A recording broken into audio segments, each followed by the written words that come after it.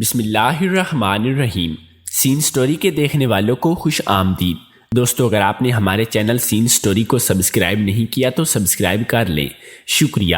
میں نے بیٹی کو سکول سے نکال کر مدرسے میں ڈال دیا۔ 6 ماہ گزرے تو میری بیٹی کی حالت حاملہ عورتوں جیسی ہو گئی۔ میں گھبرا کر مدرسے گئی تو استانی نے کہا کہ آپ کی بیٹی کے ساتھ سویا کریں، آپ کو پتہ چل جائے گا۔ رات بیٹی کے ساتھ سونے لگی۔ وہ بولی، ماں میری شادی کر دو۔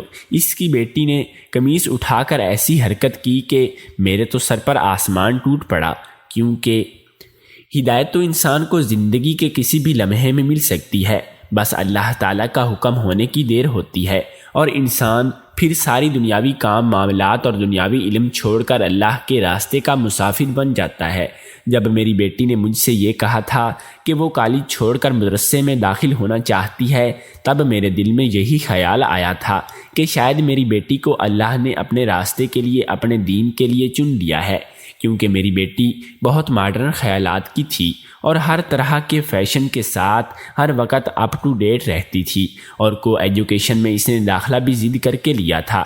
ہمارا خاندان زیادہ نہیں تھا، اتنا مذہبی ضرور تھا کہ سب ہی اپنی اخلاقی اور شرعی حدود جانتے تھے، اور میری بیٹی خاندان بھر میں کافی مشہور تھی، لیکن اس کی بے جا ضد اور یہ راہ روی میرے شوہر آرام سے تسلیم کر لیتے تھے۔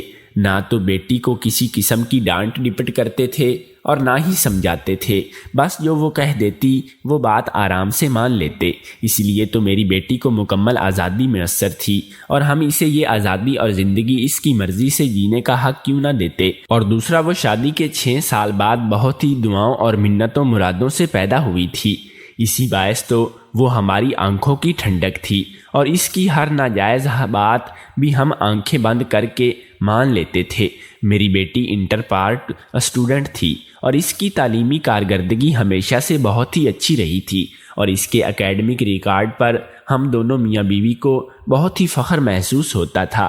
وہ ہمیشہ سے ٹاپر رہی تھی، لیکن اب نہ جانے اسے کیا ہوا تھا، جب سیکنڈ ایئر کے فائنل امتحانات سے پہلے ہی میری بیٹی نے ایک حیران کن بات کہہ دی۔ اس کا کہنا تھا کہ وہ کالج چھوڑ کر مدرسے میں داخل ہونا چاہتی ہے، اور ویسے وہیں مدرسے کے ہاسٹل میں ہی رہنا چاہتی ہے۔ ہمارے لیے یہ ایک غیر متوقع بات تھی۔ کہاں تو میری بیٹی نے کبھی 5 وقت کی نماز بھی پابندی سے ادا نہیں کی تھی۔ بچپن میں جب ایک بار قرآن پاک مکمل کر لیا تو اس کے بعد سے اب تک دوبارہ کبھی قرآن بھی نہیں پڑھا تھا، اور ایسے ہی میں اب وہ بات کر رہی تھی کہ اسے کالج چھوڑ کر مدرسے میں پڑھنا ہے۔ یہ بات میری بیٹی کے منہ سے عجوبہ ہی لگ رہی تھی، لیکن جب میری ساس نے سنا تو وہ پوتی کی بلائیں لینے لگی اور اس کے واری صدقے جانے لگی۔ پھر میں نے بھی یہی خیال کیا کہ اللہ جب چاہے کسی کو اپنے راستے پر لگا لے، اور ویسے بھی اللہ کے راستے کا مسافر بننا تو خوشی بختی کی بات ہوتی ہے، نصیب والوں کو ہی ایسی راہ میں چلنا نصیب ہوتا ہے۔ میں نے اپنی بیٹی کی بات خوشی خوشی مان لی اور جا کر کالج سے اس کا نام خارج کروا دیا۔ اگلے دن میں اپنی بیٹی کے ساتھ مدرسے میں موجود تھی۔ میں نے بیٹی کا داخلہ مدرسے میں کروا دیا۔ بیٹی کی ضد تھی کہ وہ مدرسے میں ہی رہائش رکھے گی۔ ویسے تو مدرسہ ہمارے گھر سے زیادہ دور نہیں تھا، روز کا آنا جانا ممکن تھا، لیکن میری بیٹی کی خواہش تھی کہ وہ اب بہت سی دوسری لڑکیوں کی طرح مدرسے میں ہی رہے گی اور جمعہ کی چھٹی ہونے پر ہی گھر آیا کرے گی۔ میں نے پہلے کون سا کبھی بیٹی کی کوئی ضد اور خواہش پوری نہیں کی تھی جو اس سے انکار کرتی، اور یہ تو ویسے بھی نیکی کا کام تھا۔ اسی لیے بیٹی کو مدرسے چھوڑ کر میں گھر واپس آ گئی۔ اکلوتی بیٹی تھی، اس کی فرمائشیں اور لاڈ پورے کرنے اپنی جگہ، لیکن میں نے کبھی بھی اسے اپنی آنکھوں سے اس طرح دور نہیں کیا تھا۔ یہی بات تھی کہ پہلے ہی دن مجھے پورے گھر میں سناٹا محسوس ہوا، اور میں اپنی بیٹی کے لیے بے تحاشا اداس ہو گئی۔ میرا دل چاہا کہ میں اسے فوراً سے اپنی نظروں کے سامنے لے آؤں۔ میں بنا سوچے سمجھے ہی اسے ملنے مدرسے چلی گئی۔ ملاقات کی اجازت ہی نہیں تھی، کیونکہ ملاقات کا وقت شام 5 بجے کا تھا، اور میں تقریباً صبح 11 بجے ہی ملنے پہنچ گئی تھی، اور یہ طالبات کی کلاس کا وقت تھا، اسی لیے مجھے ملنے نہیں دیا گیا، اور میں اتنی دیر وہاں بیٹھ کر 5 بجے کا انتظار نہیں کر سکتی تھی، اس لیے مجھے دل کے ساتھ گھر واپس چلی آئی۔ اب میں نے سوچ لیا تھا کہ میرا دل جتنا بھی اپنی بیٹی سے ملنے کے لیے مچلے، میں اسے ملنے نہیں جاؤں گی، بلکہ جمعرات کے دن کا انتظار کروں گی۔ اور اسے چھٹی پر گھر ہی لے کر آؤں گی۔ کہیں ایسا نہ ہو کہ میرے بار بار ملاقات کے جانے پر میری بیٹی کا دل ہی پلٹ جائے اور وہ کالج کی تعلیم کی طرح کہیں مدرسے کی پڑھائی میں بھی ادھورا نہ چھوڑ دے۔ میں نے اپنے دل کو اچھی طرح سمجھا لیا تھا اور پورا ایک ہفتہ میں بیٹی سے ملنے مدرسے نہیں گئی۔ بچوں کی بھلائی کے لیے والدین کو اکثر اوقات ان کی جدائی برداشت کرنا پڑتی ہے، اور پھر یہ تو ایسی راہ کی جدائی تھی کہ اگر وہ میری بیٹی کچھ پڑھ رہی تھی، کوئی نیک عمل کر رہی تھی، تو میرے مہربان رب کی فضل کی بدولت اور اس کی نیکی والدین کے نامہ اعمال میں درج ہو رہی تھی، تو پھر میں تھوڑا سا صبر کیوں نہ سیکھتی۔ ایک ہفتے بعد جب میں مدرسے میں اپنی بیٹی کو لے کر آئی تو وہ پہل تو کافی خاموش رہی، مگر ہمارے بار بار پوچھنے پر کہ کوئی مسئلہ ہے یا دل نہیں لگ رہا مدرسے میں، تب وہ گویا ہوئی کہ نہیں، پریشانی کی کوئی بات نہیں ہے، بس میں اپنے گزرے ہوئے وقت سے شرمندہ ہوں، اپنے ماضی کے گناہوں پہ شرمندہ ہوں کہ میں اتنا پڑھ لکھ کر بھی یہ حالت کے گٹا ٹوپ اندھیرے میں تھی اور مجھے صحیح اور غلط کا علم نہیں تھا۔ اللہ سے کتنا دور تھی۔ مجھے مدرسے جا کر دین کا مطالعہ کر کے علم ہوا کہ اگر میں اسی حالت میں مر جاتی تو شاید کبھی مجھے معاف بھی نہ کیا جاتا۔ یہ کہہ کر وہ پھوٹ پھوٹ کے رونے لگی۔ وہ جمعرات کی شام سے جمعہ کی شام تک ایک دن ہمارے پاس رہی، مگر پورا وقت مدرسے کی باتیں، وہاں کی ماحول اور دین کے متعلق بتاتی رہی، اور ہم بے انتہا خوش تھے کہ ہماری بیٹی کا رجحان دین کی طرف ہو گیا ہے۔ جمعہ کی شام میں دوبارہ اس کو مدرسے چھوڑ آئی، پھر جیسے یہ میرا معمول بن گیا، ہر جمعرات کو لے کر آتی اور جمعہ کو مدرسے چھوڑ آتی اور 6 دن انتظار کرتی رہتی۔ اس کے بنا گھر ویران لگتا تھا، مگر اس کی بھلائی کی خاطر دل کو سمجھا لیتی کہ بس کچھ عرصے کی جدائی ہے۔ ویسے بھی دین کے لیے لوگوں نے کتنی مشکلات سہی، کتنی اذیتوں کا سامنا کیا اور دور دراز کے سفر کیے۔ میری بیٹی تو پھر بھی پاس ہے، اگر مجھے اس کی یاد ستائے تو ملنے جا سکتی ہوں، بس یہی دلاسے خود کو دے کر میں خاموش ہو جایا کرتی تھی۔ 1-1.5 مہینہ اس طرح گزر گیا۔ میری بیٹی مکمل طور پر بدل چکی تھی۔ جو پہلے جینز اور شرٹ جیسے لباس پسند کرتی تھی، اب ڈھیلے ڈھالے کپڑے پہننے لگی۔ جو عبایا کے نام سے نفرت کرتی تھی، اب شرعی پردہ کرنے لگی تھی۔ وہی رشتہ دار جو پہلے اس کو باغی کہا کرتے تھے، اب کہنے لگے تھے کہ یہ نفسیاتی ہو گئی ہے، کوئی کزن سے بھی بلا پردہ کر سکتا ہے۔ خیر، لوگوں کا کام ہے بولتے رہنا۔ ہم نے نہ پہلے پرواہ کی تھی، نہ اب کوئی پرواہ کی تھی۔ ہمیں تو صرف اور صرف اپنی بیٹی کی فکر تھی، اس کے مستقبل کو سنوارنے کی چاہ تھی کہ ایک وہ کامیاب انسان بن جائے۔ 6 ماہ کا عرصہ گزر گیا، مگر اس تمام عرصے میں میری بیٹی نے خاموشی کا لبادہ اوڑھ لیا۔ وہ ہنسنا بولنا جیسے بھول گئی تھی۔ پہل تو اس کو دیکھ کر میں ٹھٹک رہ جاتی کہ اس کو کیا ہو رہا ہے۔ روز بروز اس کی جسمانی ساخت عجیب ہوتی جا رہی ہے، مگر پھر اس کا اپنا وہم سمجھ کر ٹال دیتی۔ آخر ایک روز میں نے پوچھ لیا کہ بیٹی تمہیں کیا ہوا ہے؟ تمہاری حالت کبھی ٹھیک نہیں لگ رہی، حاملہ خواتین کی طرح تمہارا جسم بے ڈول ہوتا جا رہا ہے۔ میری بات سن کے وہ اچھل پڑی اور وحشت زدہ نگاہوں سے مجھے دیکھنے لگی۔ پھر دیکھتے ہی دیکھتے اس کی آنکھوں میں آنسو بھر آئے۔ میں پریشان ہو گئی کہ میں تو صرف اس کی طبیعت کی وجہ پوچھ رہی تھی، یہ کیوں رو رہی ہے؟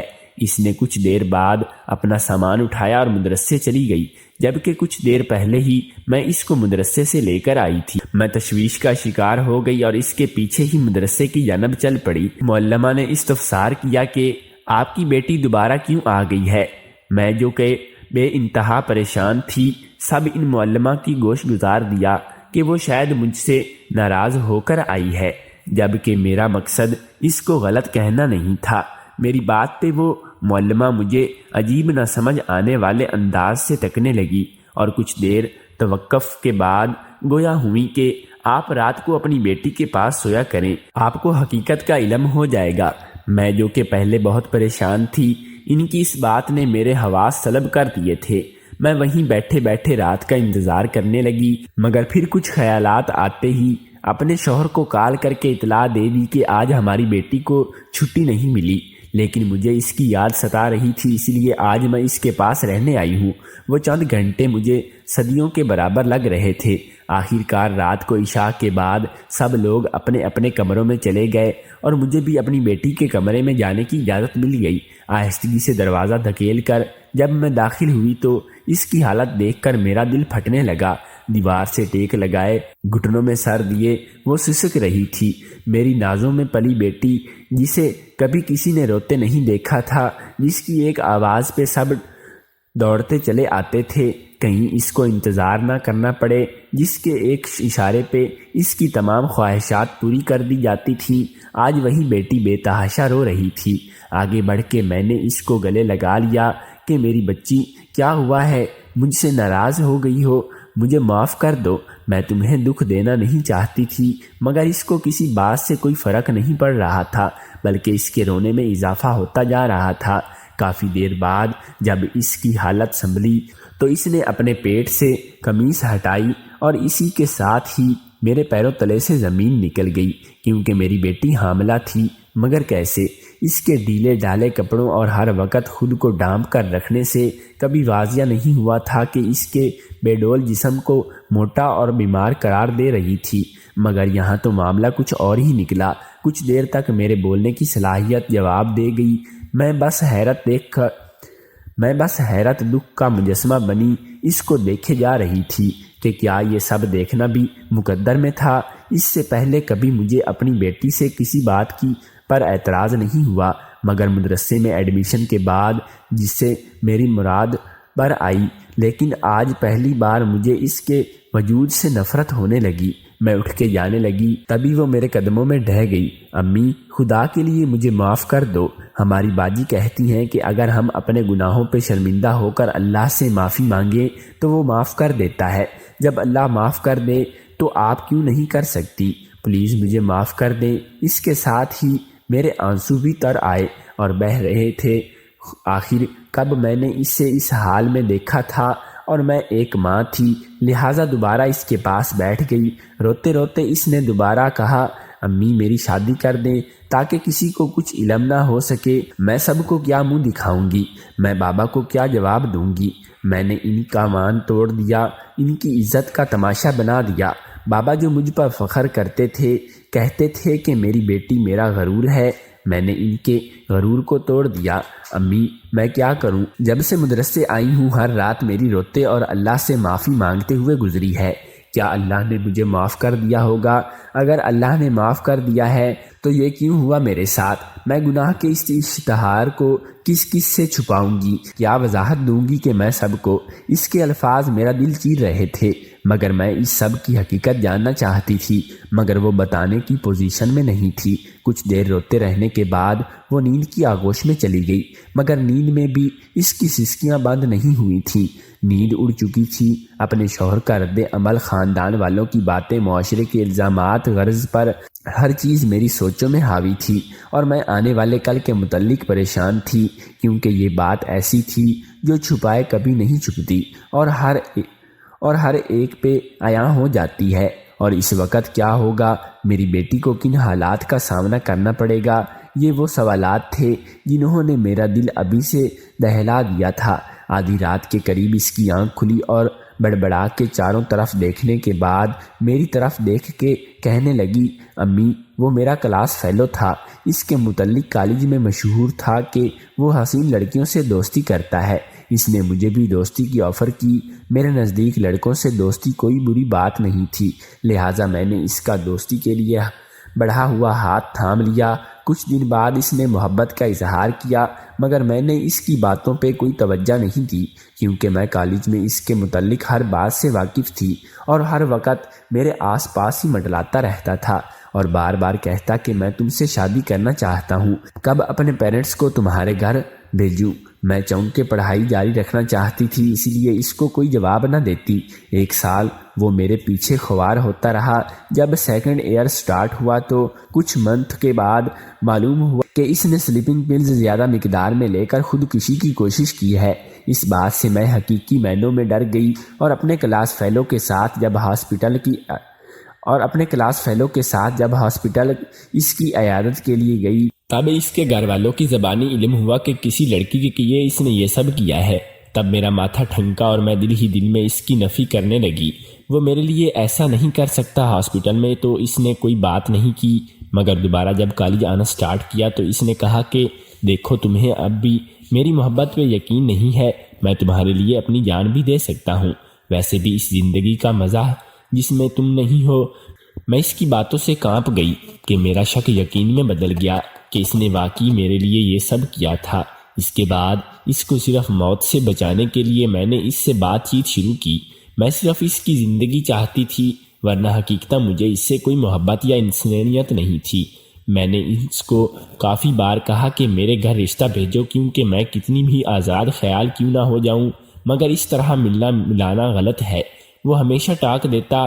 اس طرح ایک دن اس نے مجھے ایک ہوٹل میں لنچ پر انوائٹمنٹ کیا اور میں آپ لوگوں سے دوست کا کہہ کر چلی گئی۔